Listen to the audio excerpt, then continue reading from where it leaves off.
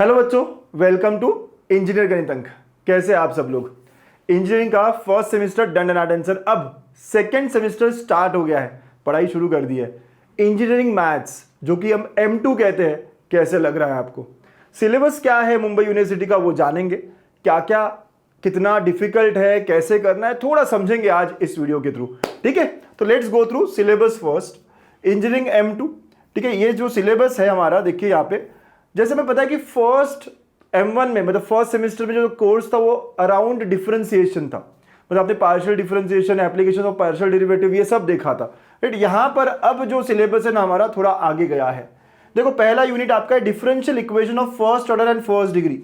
Class 12 में हमने पढ़ा था डिफरेंशियल इक्वेशन, यस वही है, उसको थोड़ा आगे लेकर गए हैं। एग्जैक्ट डिफरेंशियल फॉर्म क्या होता है वो देखना जरूरी है, रिड्यूसिबल टू एग्जैक्ट फॉर्म क्या होता है वो सब होने वाला है। सो डिफरेंशियल इक्वेशंस यहां होने वाली है, मतलब थोड़ा डिफरेंशिएशन थोड़ा इंटीग्रेशन, ऐसा आगे जा रहा है। फिर उसके बाद में linear differential equation with constant coefficients and variable coefficients of higher order. तो थोड़ा और आगे कि सर डिफरेंशियल इक्वेशन में जब हम कांस्टेंट वेरिएबल्स हो या फिर वेरिएबल कोएफिशिएंट्स हो, क्या क्या हो सकते हैं ना, कैसे होंगे, थोड़ा सा और आगे लेकर गए। अलग अलग तरह के क्वेश्चंस होते हैं, यहाँ पे पीआई सीएफ निकालना होता है। आपके कॉलेज में ये चैप्टर चल रहा है क्या? कमेंट करके जरूर बताना मुझे, है ना, ताकि मैं भी आपके लिए इस यूट्यूब चैनल पर अलग अलग वीडियोस उस टॉपिक के अराउंड लेकर आऊँ। ठीक है, मुझे जानना होगा। तो यूनिट 1 यूनिट 2 दोनों डिफरेंशियल इक्वेशंस के अराउंड है बच्चों। अगर हम आगे का सिलेबस देखें तो अब आगे चीजें और इंटरेस्टिंग है, क्योंकि अब यहां से इंटीग्रेशन शुरू हो रहा है। सर इंटीग्रेशन 12th में कैसे लगता था? बहुत टफ, बहुत डिफिकल्ट। अब यहां इंटीग्रेशन और थोड़ा आगे जाने वाला है। तो बेसिक्स तो हमें आने ही चाहिए, जो हमने क्लास 12 में पढ़ा है वो तो हमें रिवाइज करना ही चाहिए। उसके बाद यहाँ पे होंगे अलग अलग फंक्शंस, बीटा फंक्शन कुछ अलग खास है ये, gamma function, differentiation under integral sign, rectification of curves, ये सब जो है ना, सब में इंटीग्रेशन आता है और थोड़ा खास है ये, थोड़े स्पेशल फॉर्म्स ऑफ इंटीग्रल्स है ये।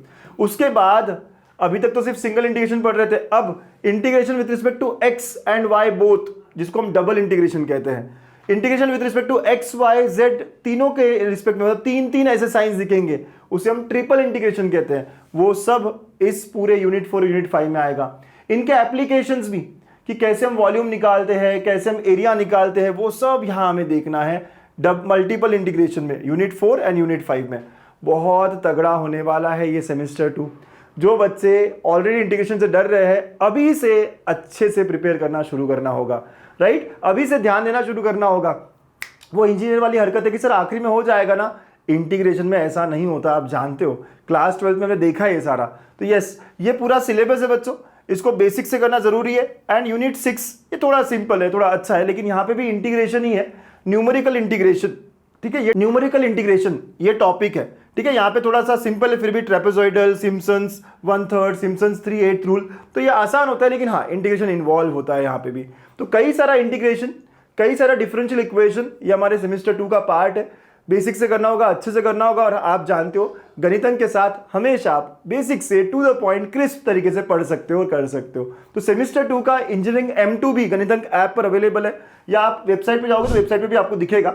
ठीक है, अगर आप ऑटोनोमस कॉलेजेस में हो, ये तो मैंने यूनिवर्सिटी का सिलेबस दिखाया, अगर आप ऑटोनोमस कॉलेजेस में हो तब भी आप ये कोर्स ज्वाइन कर सकते हो। जो भी थोड़ा चेंज होगा आपके कोर्स में वो हम ऐड कर देंगे, वो आपको, है ना, जो भी आप मुझे कन्वे करोगे कि सर ये चैप्टर हमारे इसमें ज़्यादा है, हम उसी कोर्स में आपको ऐड करके दे देंगे। कई सारे ऑटोनोमस कॉलेजेस में थोड़ा सिलेबस इधर उधर होता है, आपको बिल्कुल सारा का सारा सिलेबस बहुत अच्छे तरीके से, और हाँ साथ में क्वेश्चन बैंक भी अवेलेबल की जाएगी, जहाँ से सवाल पूरे पूरे वही आते हैं एग्जाम्स में। ठीक है, तो चलो पढ़ते रहिए। इंजीनियरिंग M2 में भी मचाना है, और कमेंट करके जरूर बताना कि आपके कॉलेज में कौन सा टॉपिक चल रहा है। All the best.